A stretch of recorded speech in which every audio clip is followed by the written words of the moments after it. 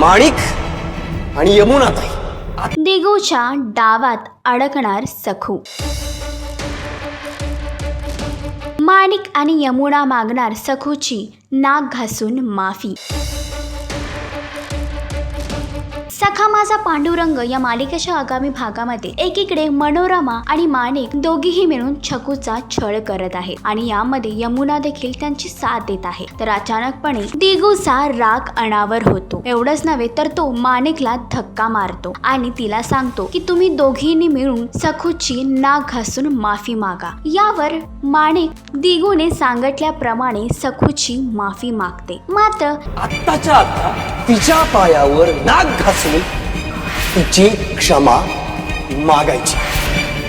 हे सर्व करण्यामागे दिगूचा नक्की कोणता डाव असेल आणि दिगूच्या या डावामध्ये सखू फसेल का? मालिकेचा अपकमिंग ट्रॅक तुम्हाला कसा वाटला हे कमेंट करून नक्की सांगा आणि अशीच अपडेट जाणून घेण्यासाठी तुम्ही आमचं चॅनल टेली चक्कर रिजनल याला लाईक, शेअर आणि सबस्क्राईब नक्कीच करा.